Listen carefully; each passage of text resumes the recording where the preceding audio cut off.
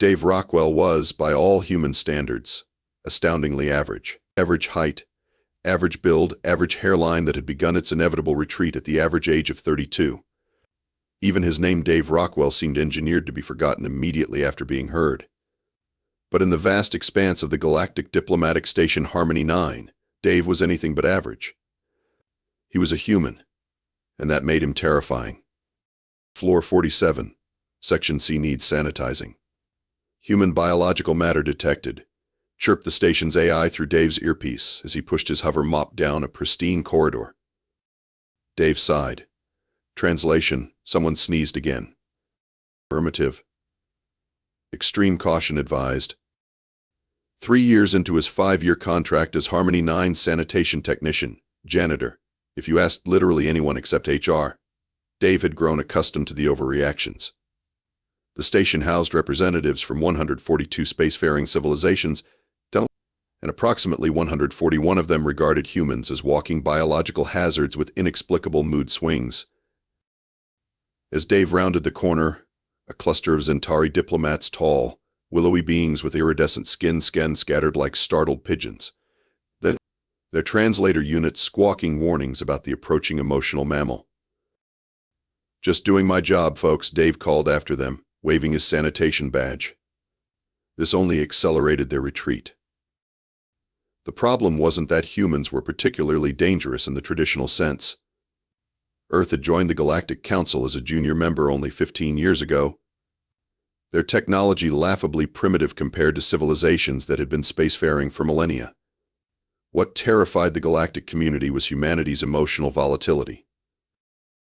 Most advanced species had evolved beyond what they considered primitive emotional responses. The Zentari, for instance, communicated entirely through mathematical equations. The Drozak, a race of highly intelligent crustaceans, made decisions based on probability matrices. The Vreen, gelatinous beings from a gas giant, experienced only 2 states, correct and incorrect. Then humans showed up, laughing 1 minute and crying the next, experiencing everything from mild annoyance to burning rage, and often over matters as trivial as someone taking the last coffee pod or cutting in line at the food dispensary. Dave reached the site of the biological contamination and found a small, damp spot on the floor where Ambassador Chen had presumably sneezed. He sprayed it with disinfectant, which was completely unnecessary since human germs were harmless to alien physiology. But protocol was protocol. Sanitation event resolved, he reported, watching his nearby McClary representatives, who resembled upright chameleons in business attire, visibly relaxed their color-shifting skin. As he cleaned, Dave overheard snippets of diplomatic chatter. The Galactic Council was in session today, addressing the eternal question of whether to grant Earth full membership status. Absolutely not. A Drozak representative was clicking to his colleague. Their emotional instability makes them unpredictable alliance partners. Did you know they sometimes make decisions based on what they call gut feelings? They literally consult their digestive organs. Dave rolled his eyes. If they only knew that Earth's UN Secretary General had chosen this diplomatic posting by throwing a dart at a star chart after 6 rounds of tequila. He finished his task and checked his watch. Lunch break. Finally. The station's common area was mercifully empty as Dave slid into his usual spot in the corner. Most species ate at specific calculated intervals, and Dave had intentionally scheduled his break to avoid the rush. He unwrapped his sandwich, real bread and turkey, a luxury shipped from Earth at ridiculous expense, and pulled out his personal tablet. Might as well catch up on some entertainment, he muttered to himself, scrolling through his download queue.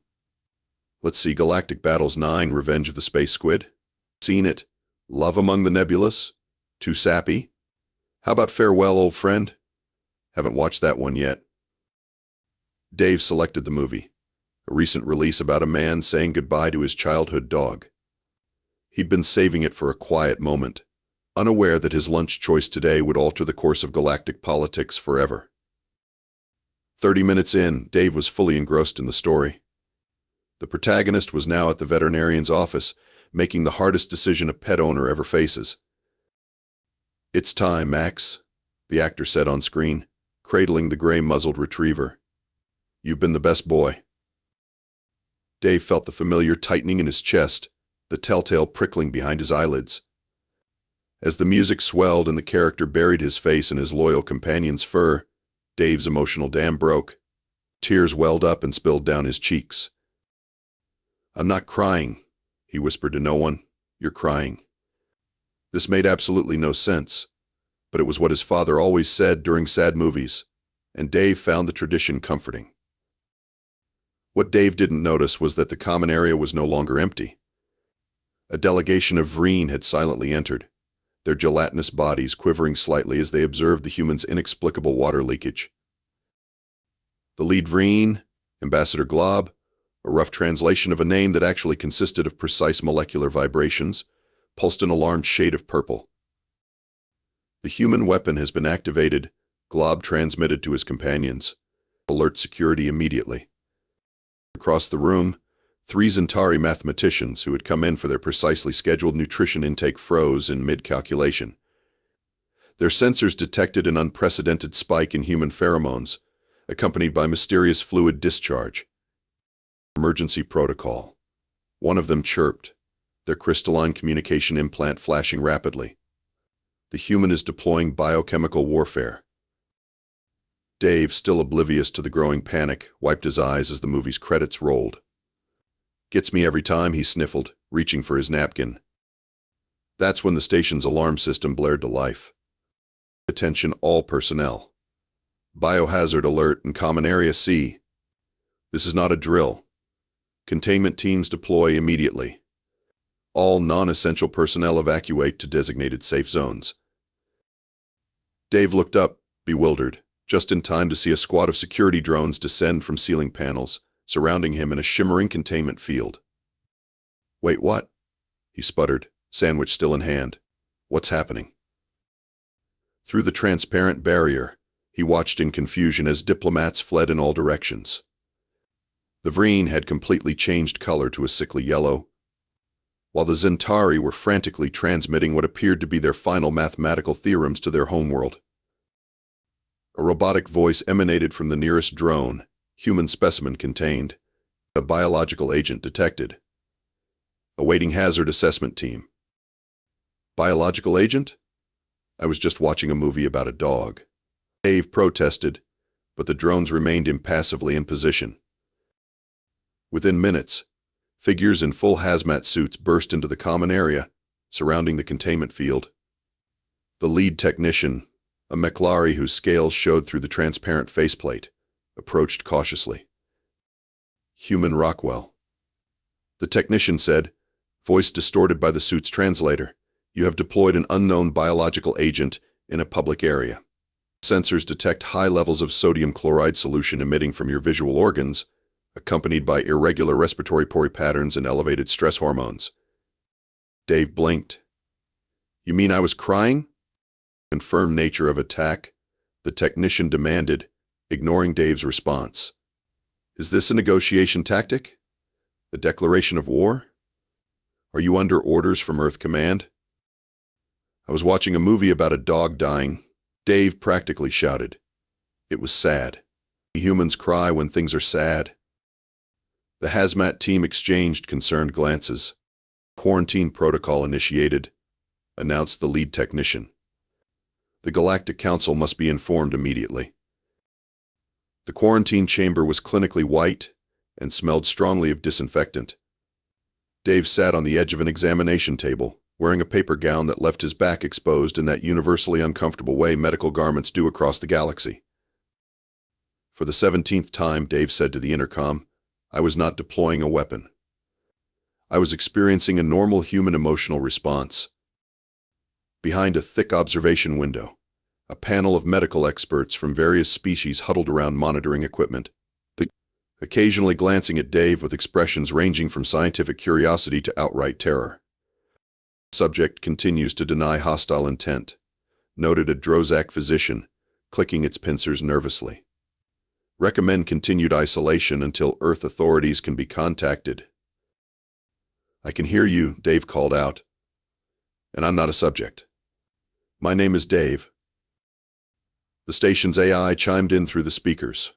"Harmony 9 has entered Level 4 lockdown. All diplomatic proceedings suspended. Emergency council session commencing in meeting chamber Alpha. Dave dropped his head into his hands. This can't be happening. Meanwhile, in meeting chamber Alpha, pandemonium had erupted among the galaxy's most distinguished representatives. The humans have weaponized their emotional instability, declared Ambassador Glob, their gelatinous form vibrating with alarm. Our scientists have long theorized this possibility, but to witness it firsthand, the sheer barbarism. High Commander Zrix of the Zentari equation floated nervously above his designated speaking platform. Our calculations now show a 78.3% probability that this was merely a test deployment. If humans can generate biochemical responses at will, they could potentially disrupt our entire neural network with their unpredictability. Earth's Ambassador Catherine Reynolds, a seasoned diplomat in her 60s with a perpetually unimpressed expression, had been awakened from her sleep cycle for this emergency. She stood at the central podium, looking decidedly irritated. Distinguished colleagues, she began, her voice cutting through the chaos, I assure you that my government has not authorized any form of attack, biological or otherwise. From what I understand, a maintenance worker was simply watching entertainment media during his designated break period. Then explained the ocular discharge. Demanded a representative from the McLary Collective, scales flashing warning patterns. Our sensors detected sodium chloride solution, coupled with the release of corticotropin and endorphins. If not a weapon, what possible evolutionary purpose could such a response serve? Ambassador Reynolds pinched the bridge of her nose. 20 years in diplomatic service, and she was explaining human tears to a roomful of the galaxy's brightest minds. The response you observed is called crying. It's a natural physiological reaction to strong emotions, particularly sadness. The maintenance worker Dave Rockwell, I believe, was watching a sad story about the death of a domestic animal. Humans form strong attachments to such companions, and... You're claiming, interrupted the Drozak representative, that humans release toxic compounds from their visual organs when imaginary events occur to imaginary beings? Reynolds nodded. Essentially, yes, we also cry when we're extremely happy, overwhelmed, or sometimes when we laugh too hard. The chamber fell silent for a moment before erupting into even greater commotion. They're even more unstable than we feared. Their emotional contagion could spread. What if they cry during negotiations? Back in the quarantine chamber, Dave had been joined by a human medical officer, Dr. Marcus Wong, who was currently shining a light into Dave's eyes while trying not to laugh. So let me get this straight, Dr. Wong said. You watched Farewell, Old Friend during lunch break, cried at the vet scene, which, by the way, destroys me every time, and now the entire station thinks you've deployed some kind of emotional superweapon? That about sums it up, Dave sighed. How bad is it out there? Dr. Wong's smile faded. Well, the Zentari have requested immediate eviction of all humans from the station. The Vreen have threatened to dissolve their trade agreements with Earth. And the Drozak are demanding access to your tear ducts for weapons research. Perfect, Dave groaned. The intercom buzzed. Dr. Wong and Human Rockwell, came the voice of Ambassador Reynolds. Your presence is requested in meeting chamber Alpha. The council wishes to interview you. Dave looked at Dr. Wong with panic. Interview? They're going to dissect me, aren't they? Probably not, Dr. Wong replied, not entirely convincingly. I mean, dissection would violate at least 6 interspecies treaties. Besides, they're more afraid of you than you are of them right now. Somehow, that's not comforting. As they were escorted through the corridors by a squad of security drones, Dave noticed that other station personnel gave them a wide berth. Word had clearly spread about the dangerous, leaking human. You know what's ironic? Dave muttered to Dr. Wong. I couldn't even finish my sandwich. Meeting Chamber Alpha was designed to accommodate representatives of 142 different species, from microscopic crystalline entities to massive gas-based intelligences. Today, every seat was filled, and the tension was thick enough to cut with a ceremonial Drozak pincer. Dave stood beside Dr. Wong at the center of the chamber, feeling like a specimen under a microscope. Ambassador Reynolds joined them, looking thoroughly exhausted by the whole affair. The council recognizes Dave Rockwell, sanitation technician, Harmony 9, announced the current council chair, a Zentari mathematician whose name was an equation Dave couldn't begin to pronounce. Dave cleared his throat. Hello everyone. I'd just like to start by apologizing for the misunderstanding. I wasn't aware that crying would trigger such. It speaks of this crying without shame, gasped a McClary representative, scales flashing in distress. Ambassador Reynolds stepped forward. If I may, Council Chair, perhaps we could approach this scientifically. Dr. Wong is prepared to explain the physiological process of human emotional expression. Dr. Wong nodded and activated a holographic display showing the human tear duct system. Lacrimal glands produce tears naturally to lubricate the eye. During emotional responses, excess production creates what we call crying. It's harmless, I assure you. The council members murmured among themselves, some appearing skeptical, others horrified. If this is natural, asked Ambassador Glob of the Vreen, how frequently do humans experience this response? Dave opened his mouth to answer but was interrupted by a frantic message delivery drone zooming into the chamber. Urgent communication from the Drozak Collective, it announced, projecting a holographic message.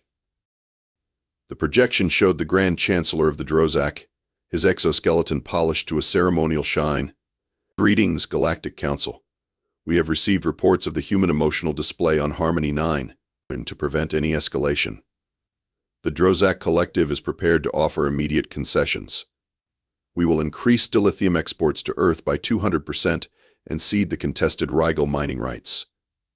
We ask only that humans refrain from directing their emotional weapons at our representatives. Before anyone could respond, another message drone arrived. Communication from the Zentari equation. The Zentari prime calculator appeared in holographic form. Our civilization has recalculated its position on human membership in the Galactic Council. We now support full membership with expedited voting rights, provided humans agree to maintain a minimum distance of 5 meters from all Zentari during negotiations and wear emotional suppression monitors. Dave turned to Dr. Wong in disbelief. Are they serious? Over the next hour, 17 more civilizations transmitted similar messages, that each offering increasingly outlandish concessions to appease the supposedly emotionally weaponized humans. The McClary offered exclusive trading rights in 3-star systems. The Vreen proposed a defensive alliance. Even the notoriously reclusive Quarn, silicon-based intelligences who had refused contact with most species, sent a representative offering emotional non-aggression pacts. Ambassador Reynolds looked increasingly bewildered. I thank you all for these generous offers, but I must emphasize that humans have not developed or deployed any form of emotional weapon. What you witnessed was a natural, harmless response a response that your maintenance worker can apparently trigger at will by viewing specific visual stimuli, interrupted the Zentari Council Chair. Our analysis suggests this could be deployed strategically during negotiations. That's not, Dave began, but Reynolds silenced him with a look. Perhaps, she said carefully, we should take a brief recess to consider these unexpected developments. In a small conference room adjacent to the chamber, Dave, Dr. Wong, and Ambassador Reynolds huddled together. This is insane, Dave whispered. They're treating my tear ducts like some kind of doomsday device. Reynolds nodded grimly. And now we have half the galaxy offering us everything we've spent years trying to negotiate. The Secretary General is going to have a field day with this. We need to explain that humans can't weaponize crying, Dr. Wong insisted. It's an involuntary response to emotional stimuli. Dave had been quiet for a moment, thinking. Actually, he said slowly, maybe we shouldn't correct them just yet. Both Reynolds and Wong stared at him. Hear me out, Dave continued. Earth has been fighting for full council membership for over a decade. We've been denied mining rights in 3 sectors because we're emotionally unreliable. Maybe we can use this misunderstanding to finally get some respect. Are you suggesting we bluff the entire Galactic Council? Reynolds asked, eyebrow raised. Not bluff exactly, Dave said. More like allow them to continue their current line of thinking while we figure out how to demonstrate that human emotions aren't dangerous. But in the meantime, we accept their offers, Reynolds finished, a slow smile spreading across her face. Rockwell, for a janitor, you think like a diplomat. Just don't ask me to cry on command, Dave replied. I'm a maintenance technician, not an actor. 3 days later, Dave found himself in the unprecedented position of having his own office on Harmony 9's executive level. The nameplate on the door read David Rockwell, Human Emotional Affairs Liaison. A title hastily created by Ambassador Reynolds to justify his sudden elevation from sanitation technician to key diplomatic personnel. Inside, Dave sat across from Reynolds as they reviewed the latest developments. The Zentari have installed emotional warning systems throughout the station, Reynolds reported, scrolling through her tablet. Anytime a human's vital signs indicate potential emotional deployment, alarms will sound and evacuation procedures will initiate. Dave groaned. That's the third false alarm this morning. Jenkins from engineering got excited about a breakthrough in the propulsion systems, and half the station went into lockdown. Meanwhile, Reynolds continued, 17 species have submitted applications for alliance with Earth. The Drozak have doubled their original offer of dilithium exports, and the Galactic Council is voting tomorrow on our full membership status. The Secretary General is ecstatic. We can't keep this up, Dave said, rubbing his temples. Sooner or later, they're going to realize that human tears aren't weaponized emotion bombs. Reynolds nodded. I agree. We've secured diplomatic advantages beyond our wildest expectations, but continuing this charade risks our credibility. We need to demonstrate the truth about human emotions in a controlled environment. Dave had been thinking about this problem since the incident began. I have an idea, he said, but it's either brilliant or completely insane. Those often turn out to be the same thing in diplomacy, Reynolds replied. Let's hear it. 24 hours later, Meeting Chamber Alpha had been transformed into what Dave called Human Emotion Appreciation Night. The tiered seating was arranged to face a large viewing screen, and the lighting had been dimmed to create what humans would recognize as a movie theater atmosphere. Representatives from all 142 species had been invited. Attendance was, surprisingly, at maximum capacity, partly out of diplomatic necessity and partly out of morbid curiosity about what the unpredictable humans would do next. Dave stood at the podium, trying not to fidget under the gaze of the galaxy's most powerful beings. Distinguished representatives, he began, his voice only slightly shaky, thank you for joining us for this special presentation. There has been much confusion about human emotional responses, particularly our tendency to produce ocular fluid during certain states. Ambassador Glob's gelatinous form quivered nervously. Is this a demonstration of the weapon? They transmitted through their translator. Not a weapon, Dave clarified quickly. What you're about to experience is a curated selection of human entertainment media specifically designed to evoke emotional responses. Dr. Wong and other human volunteers will be present throughout the chamber to answer questions and demonstrate that these responses are natural, harmless, and most importantly, valuable. The council chair, still a Zentari mathematician, floated anxiously. Valuable? How can unpredictable emotional leakage be valuable? Dave smiled. That's exactly what we hope to show you. Emotions, even difficult ones like sadness, are essential to human experience and decision-making. They connect us to each other and to the universe around us. Without further delay, we present Understanding Human Hearts, an emotional journey. The lights dimmed further, and the screen illuminated with the first clip a carefully edited montage from Farewell, Old Friend, the very movie that had started this whole mess. Throughout the chamber, human volunteers were stationed strategically, ready to explain and demonstrate emotional responses. As the sad scenes played, the humans, as expected, began to tear up. The alien representatives watched in fascination as Dr. Wong explained the physiological process in real time. Notice the initial eye moisture. These are called tears. The response is triggered by empathy, which is our ability to share in the feelings of others, even fictional characters. To Dave's surprise, some of the aliens showed unexpected reactions. A young Maclari diplomat's scales shifted to a deep blue, their species' indication of profound thought. A Zentari mathematician began calculating furiously, apparently trying to quantify the emotional variables at play. As the presentation continued through clips of various emotional scenarios, joy, grief, fear, triumph, Dave noticed something extraordinary happening. The representatives weren't fleeing in terror, as they had in the common area days ago. They were leaning forward, engaged, curious. During a particularly moving scene showing human celebration after a shared victory, Ambassador Glob actually changed to a warm pink color, the Vreen equivalent of appreciation. When the lights came up after the final clip, the chamber was silent for a long moment. Dave held his breath, waiting for the reaction. Finally, the Zentari Council Chair spoke. This emotional response system. It appears to facilitate connection between individuals beyond mathematical precision. Our preliminary calculations suggest this may have evolutionary advantages we had not previously considered. A Drozak representative clicked thoughtfully. The human capacity to form emotional bonds, even with imaginary entities, suggests an adaptability we had mistaken for instability. Most fascinating.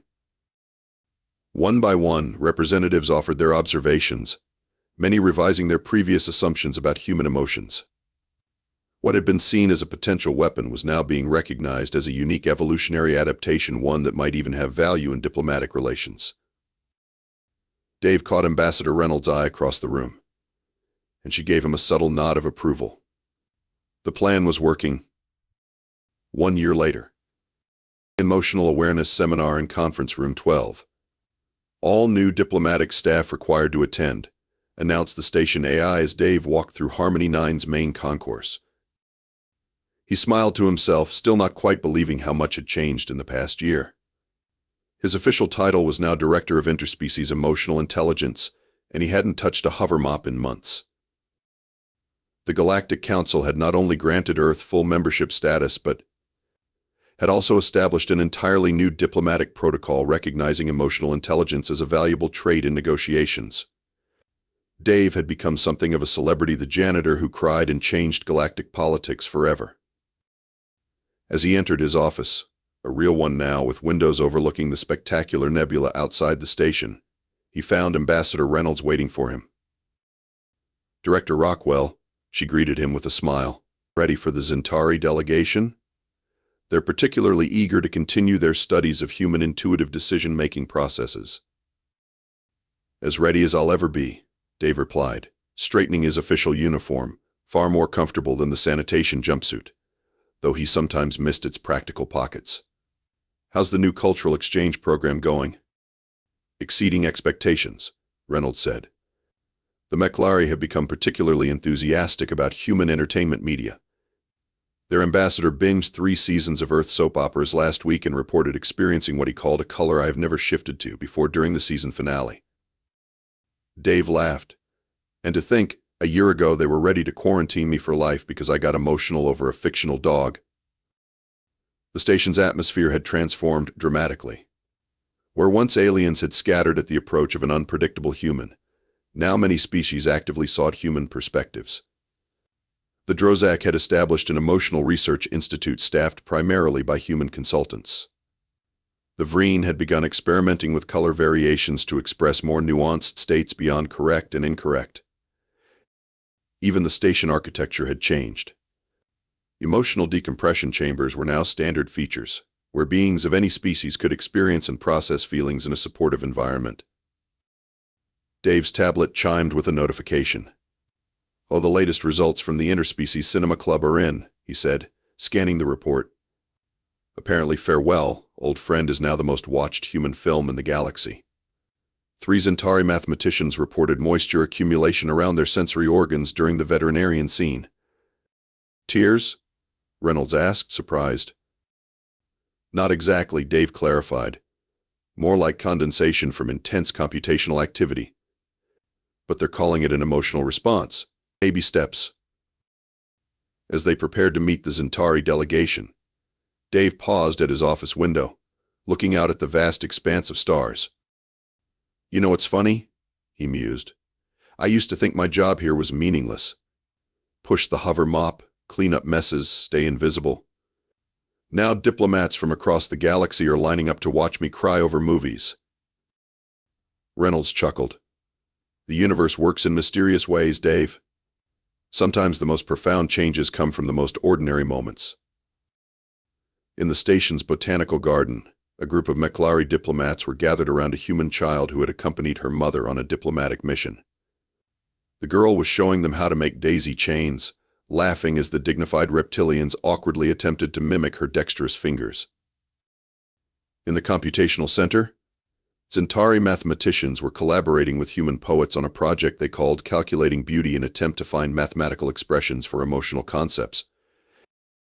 And in the common area, the very spot where Dave had first triggered galactic panic with his tears, a memorial plaque had been installed.